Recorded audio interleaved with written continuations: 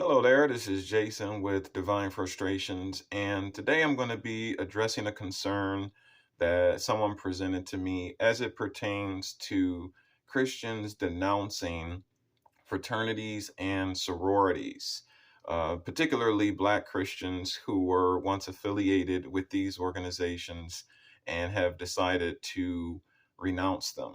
And these are particularly regarding the Divine Nine, as they are referred to, the historically Black fraternities and sororities and different colleges and universities throughout the country. So let me first mention that I have never joined a fraternity, so I can only address this matter as an outsider. And so, that's an important point to make because there are certain experiences that I cannot appeal to. So I can only go off of what I've heard from other people. And so, in preparing my response to this, I did a little bit of research in order to try to get perspectives on both sides. And so, I heard from a Christian perspective and talking about their experience in the fraternity. And this would happen to be someone who has some concerns. But then I also heard the perspectives of Christians who said that they really did not have any concerns about their affiliation with these organizations and that they never felt as though they were compromising or there was any conflict between their Christian commitment as well as their involvement in the fraternity or the sorority. So, trying to get that balanced view should really be the focus of what we're trying to do in understanding a healthy perspective on these kinds of topics. So, because of the fact that I heard arguments on both sides and what seemed to be valid arguments for why some Christians could legitimately have some concerns. For example, they quoted the language that was used in their pledge that involved things like references to different gods and the person as being uh, the reason for their own fate, the captain of their own ship, things like that. And so there was language that it could be argued was not necessarily consistent with the Christian understanding of the way we are supposed to see God and our lives and so forth. But then on the other hand, there were arguments from Christians who were involved in a fraternity or sorority. And, their argument was that they never experienced anything that was really in conflict. In fact, I heard one lady explained that the historical origins of these sororities or fraternities, some of them were founded by Christians or on Christian principles. They talked about how they open their meetings with prayer, they close their meetings with prayer. There's a heavy emphasis on community service and things like that, serving people.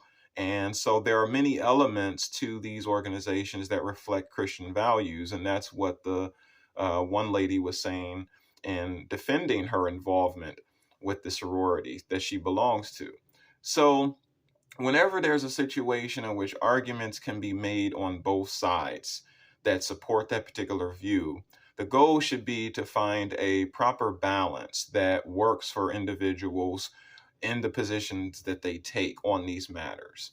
So it seems reasonable to say that because there is no objective answer to the question as far as whether or not a Christian should be in a sorority or a fraternity, it really comes down to whether or not the fraternity or the sorority entails certain requirements or expectations of their members that are unbiblical. So if the expectations or the requirements involve things that are in conflict with biblical teaching, then that would be a reasonable basis to be concerned about one's involvement in it. Now, in order to know that, the Christian would first of all have to be well acquainted with Scripture. They would have to know biblical teaching. They would have to have a solid grasp, particularly on what the New Testament teaches as it pertains to living the Christian life and, what it means to follow Christ and obey his word. So that would be the starting point to know, what the scriptures actually say and teach and how they are to be applied to one's life today. And then to be able to take those understandings and teach them and apply them to what's being communicated through that sorority or through that fraternity. And if the believer is able to see that there are some elements within that organization that are problematic, well, then they have a basis of their concerns.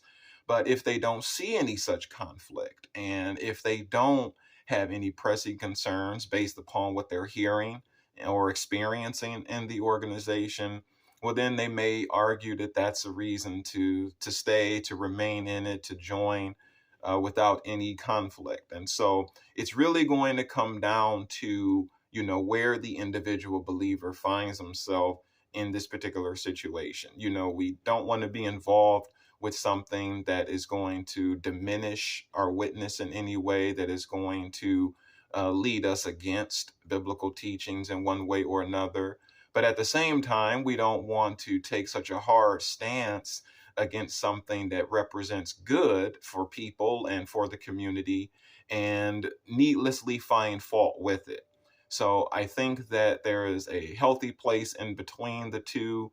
Obviously, we don't have any scriptures to say you don't join a organization such as these that are being discussed, but there are principles that can be used to discern whether or not a person should go in a particular direction or not. And that principle that we're focusing on here is whether or not being a part of the organization requires, or there's an expectation of doing something, saying something that is in conflict with biblical teaching or a Christian witness.